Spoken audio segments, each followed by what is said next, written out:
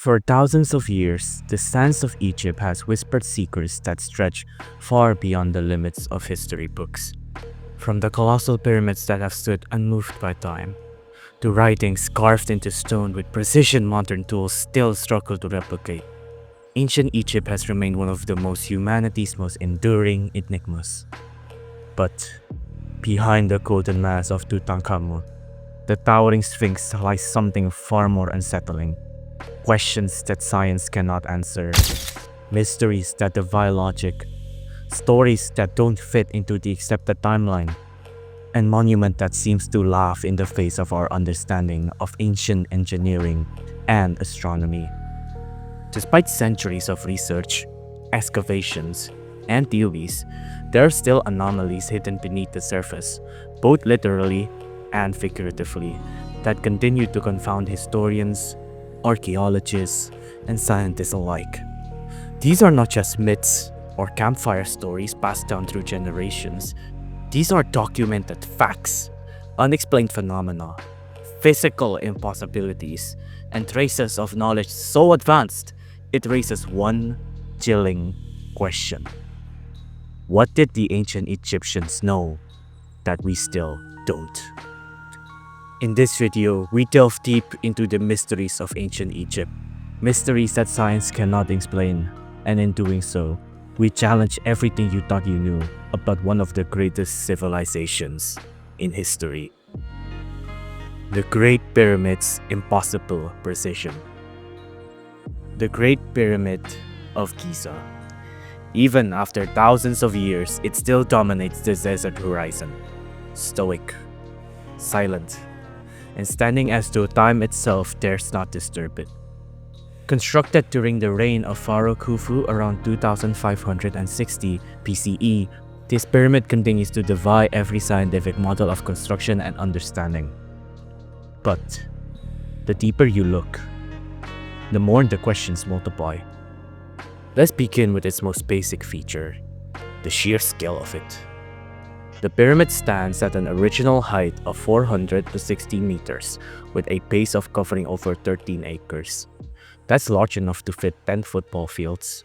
And yet, even with its mind-boggling size, the pyramid's layout is astonishingly precise. The base is nearly a perfect square, each side measuring roughly 230.4 meters with a margin of error of less than 1 centimeter. This isn't just impressive for the ancient world, it's nearly unattainable in today's modern construction under similar natural conditions. And then there's the alignment. The Great Pyramid is aligned to true north with an error of 3 to the 60th of a degree. That makes it the most accurately aligned structure on Earth, even for today. For context, true north is not the same as magnetic north. It requires knowledge of the Earth's actual rotation and precise astronomical observation. Somehow, thousands of years ago, the ancient Egyptians aligned a 6 million ton monument to the true coordinate directions without computers, without satellites, without GPS. Many theories attempt to explain this. Some suggest they observed the star Tupan in the Draco constellation, which was the pole star at the time. But even using the stars, the level of precision is astonishing, especially considering they would have needed years, even decades, of constant systematic skywatching, accurate timekeeping, and a comprehensive understanding of celestial mechanics. We're supposed to believe this knowledge existed naturally, before the wheel even reached Egypt. Now let's talk about materials. The pyramid was built with 2.3 million limestone and granite blocks, some of which weigh up to 80 tons. These weren't just stacked haphazardly. They were placed with such skill that even today, you can't fit a razor blade between many of them. The joints between the stone are tighter than anything produced by modern mass machinery. Some stones interlac with complex internal shapes, almost like ancient 3D puzzles, creating a kind of seismic resistance no one talks about. The structure has withstood thousands of years of earthquakes, floods, and human activity. Yet, we're told it was built using copper chisels and manual labor without the wheel or pulley system. Ask any modern engineer or stonemason. Cutting and moving that volume of stone today would require cranes, diamond-tipped saws, lasers, and years of logistics planning. And still, it would be a challenge. The logistics alone, cutting, transporting, positioning millions of blocks precisely angled to 51 degrees to achieve the optimal pyramid slope, make the conventional explanation feel less like history and more like mythology. And speaking of angles, there's an undeniable connection between the pyramid and mathematical constants. The pyramid's dimension encode the value of pi and phi to several decimal places. The slope of the sides form a near-perfect representation of the golden ratio, which governs organic growth and design throughout nature, from seashells and sunflowers to galaxies and hurricanes. Even more chilling, if you take the height of the pyramid and you multiply it by 43,200, you get the polar radius of the Earth. If you multiply the base perimeter by the same number, you get the equatorial circumference of the Earth. Both measurements are accurate to within a fraction of a percent, exactly matching satellite data that wasn't discovered until the 20th century. And that number, 43,200, isn't random. It appears in ancient Sumerian texts, Vedic traditions, and precision cycles. It represents a great year, the complete cycle of the Earth's actual precession over 25,920 years, a number unknown to modern astronomers until a few centuries ago. How did they know? The deeper you dig, the more the Great Pyramid begins looks like less a tomb and more like a repository of knowledge, a stone-encoded library of scientific truths buried beneath layers of sand, time, and official narratives. But perhaps the most uncomfortable question of all of this: what if the Egyptians didn't build it? This isn't a fringe theory anymore. A growing number of scholars suggest that the pyramid may have predated the Old Kingdom, and that the Egyptians inherited it, possibly repairing or repurposing a much older structure. This aligns with early accounts by Herodotus and even some Egyptian priests who claimed their civilization was the custodian of ancient knowledge, not its originator. And then there's the enigma of the missing mummy. Despite its colossal scale, intricate passageway, and central king's chamber, the Great Pyramid contained no burial remains, no golden coffins, no treasures, no hieroglyphics on the inner wall, just a plain granite coffer, empty. It's unlike any other pyramid in Egypt, which are typically filled with inscription, curses, and funerary items. Why build the most elaborate structure in human history and leave it empty? Some believe it was never meant to be a tomb.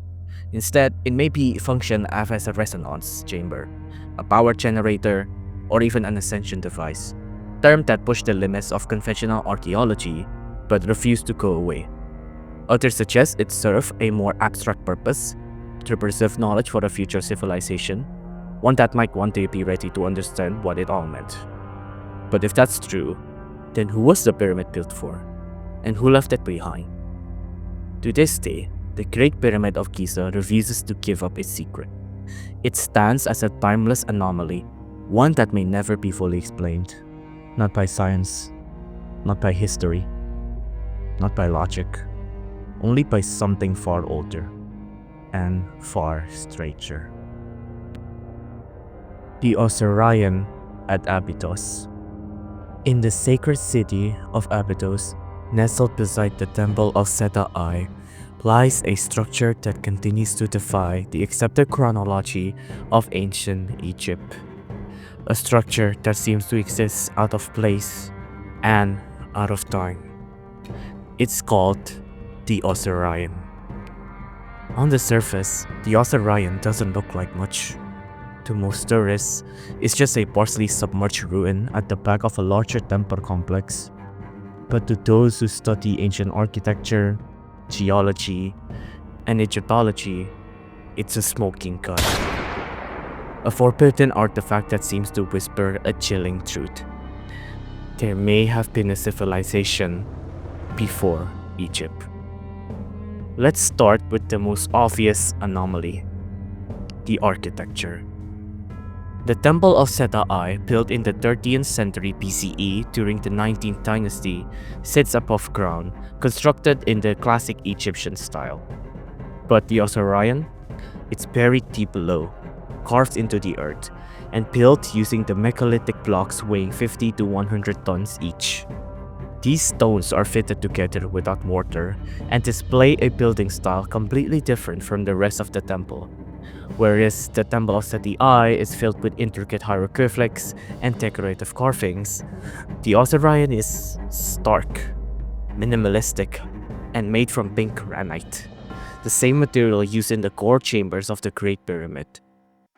The construction resembles not the work of dynastic Egyptians, but rather megalithic sites of Baalbek, Sakyarhuman, and Köpekli Tepe, sites scattered across the globe, and possibly tied together by something far older than recorded history. And here's the puzzle. The Osirian is lower than the surrounding structures and submerged beneath the water table.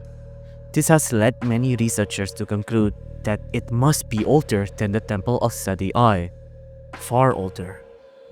Seti I didn't build it, he discovered it, then built his temple beside it. In fact, he left no record of constructing the Osirian at all. No inscriptions, no dedication, nothing. Why?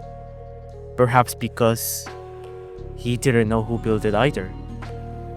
Mainstream Egyptologists argue that Osirian was built by Seta I as a symbolic tomb for the god Osiris. But this explanation raises more questions than it answers. Why use massive, uncarved blocks weighing over 50 tons when all other New Kingdom temples use much smaller, more manageable stones? Why build it underground, below the waterline, making it almost impossible to use for ritual purposes? And why does it look so primitive, so different from the ornate temples of the New Kingdom? There is a growing belief that the Osirian is a megalithic structure from a forgotten era, possibly built thousands of years before the dynastic Egyptians ever laid the foundations of their civilization. Some suggest it may date back to the pre-dynastic period, before 3000 BCE. Others believe it's even older, perhaps from a lost civilization that predates known history altogether. And then, there's the most unsettling part: the flooding. The Osirian is constantly submerged in groundwater, even during the dry season. Some speculate that the structure was deliberately built above the water table, but changes in the Earth's climate and geology over the past 10,000 years raised the water level. If that's true, then the Osirian had to be built during a period when the water table was significantly lower, possibly before the end of the last age, of over 12,000 years ago. This timeline put it squarely alongside Köpekli Tepe, the oldest stone temple complex in the world, and Plastos' estimate date for the fall of Atlantis. Coincidence? Or are these ancient sites across the globe actually survivors of a forgotten chapter of human civilization? A chapter that was wiped out by a cataclysm so devastating, its memory was erased, leaving behind only stone. Some alternative researchers believe that the Osirian is one of these remnants, a monument of a pre-flood civilization that possessed knowledge far beyond what we associate with the primitive humans of that era. A society capable of quarrying and transporting multi-ton megaliths, perfectly aligning their structure to astronomical points and building to last not centuries, but millennia.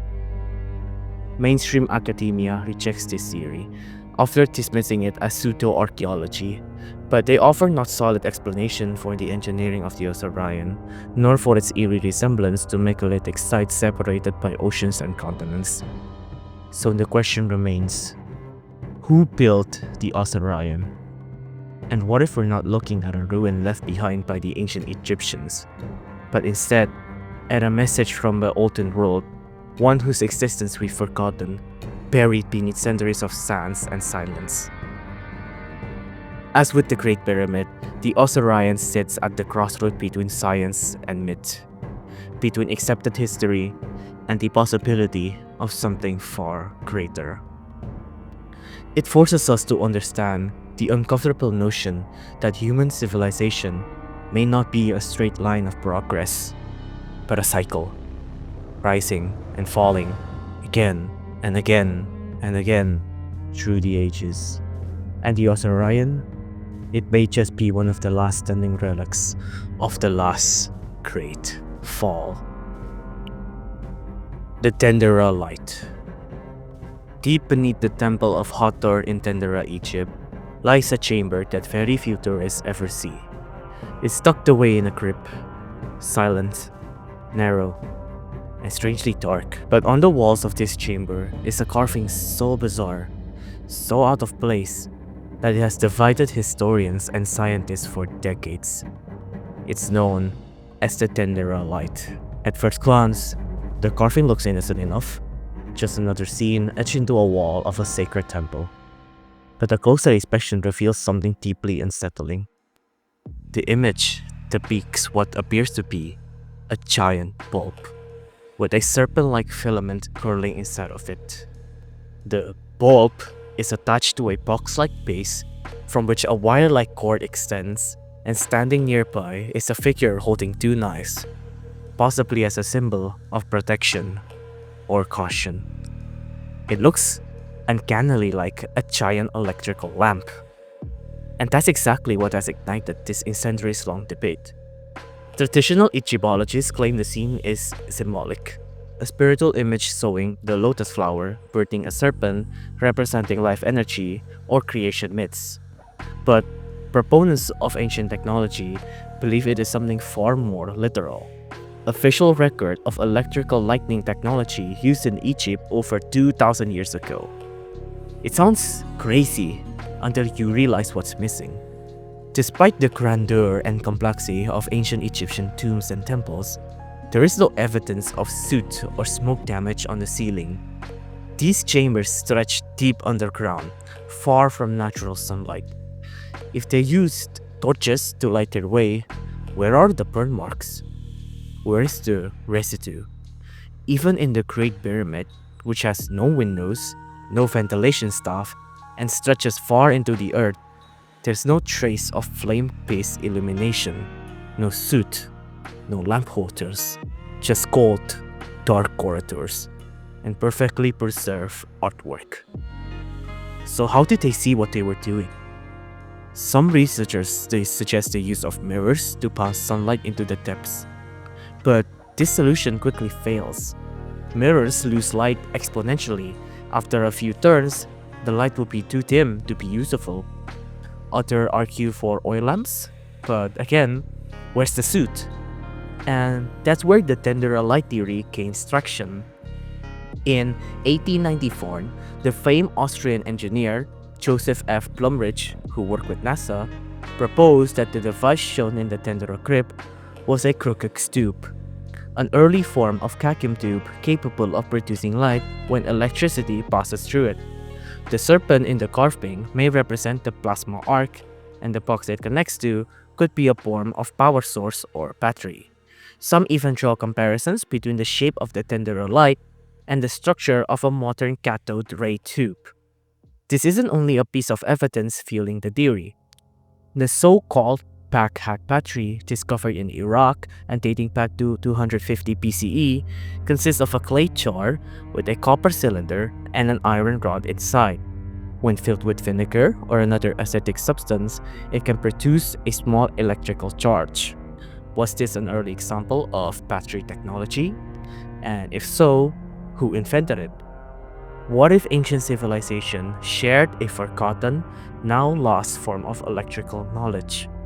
One not driven by fossil fuels or power grids, but by simple chemical reactions and natural resonance. Critics of the Tendera light theory point out that there's no physical evidence of light bulbs or wiring in ancient ruins.